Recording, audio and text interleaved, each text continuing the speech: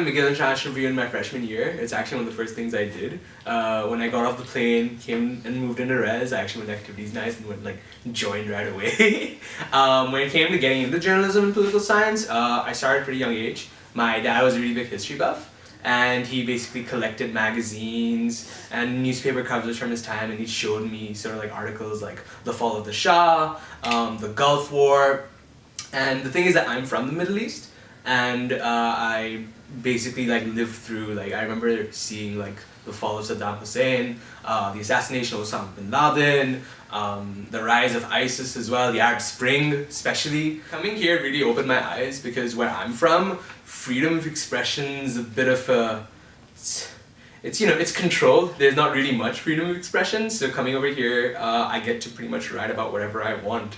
There's no real censorship, there's nobody really telling me what to do or what to say, which is one of the reasons why I love MIR so much. Kind of accidentally, my friend, who's another editor, Pauline, she dragged me to the MIR table at the ISM general meeting, and I just fell in love. The editors-in-chief at the time were incredible. I just really felt as though it was a space where people brought so many dynamic ideas to discuss. And that really intrigued me, because growing up, the thing that I love about my family and where I grew up so much was that there was constantly that space for debate. My parents always had me watching the news, they always had me reading various newspapers, although I found that a lot of newspapers in Canada were kind of regurgitating the same topics a lot, like the Globe and Mail, but no shame. But I really liked how MIR had a bunch of different perspectives all coming together. So it wasn't necessarily home for me, because it was this totally new and challenging place. However, it did have a lot of the things that I grew up loving with regards to politics, and that's why I continued to pursue it. Yeah, no, intellectually, I feel at home. You know what I mean? In terms of sort of meeting like-minded people that very much care about politics, and like-minded people. And not like-minded people as well. I think yeah, that's the more important thing. Like-minded people more so in terms of people who care about politics. And those passionate, you know what I mean? Whether it be wherever you are on the political spectrum. And who are ready to hear your, Yeah, an article that I really related to was my CIC experience by Helena Martin. Essentially, it's about the studies permit system and visa system for international students coming to Canada.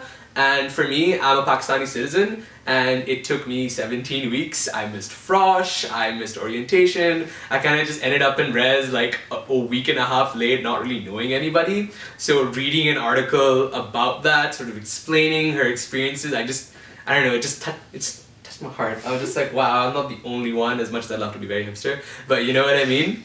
So it was just nice, it was a really interesting read.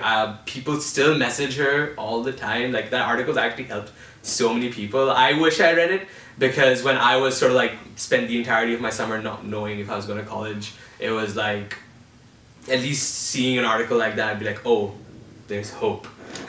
Yeah. I love that writers can explore what they're passionate about, can explore experiences that they've had. And an example of that was Allegra Mendelssohn's article on A Day Inside the Unremarkable Myanmar Parliament.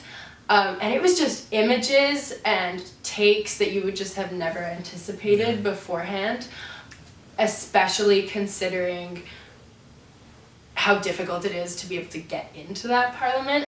And the takes that Allegra had were incredible, because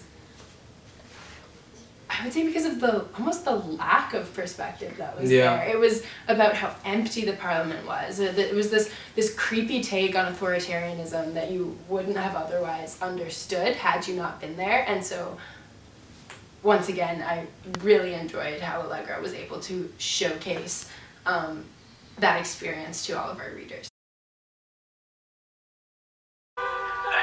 Sipping shit with the muddy water, it's awfully hot.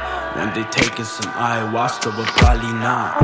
If I do, my life gon' spin like a coffee pot. I see you shorty, yeah, you got me right. Cause we keep on party popping, probably pop we got. Put a pill in my purse and pulling me to the top.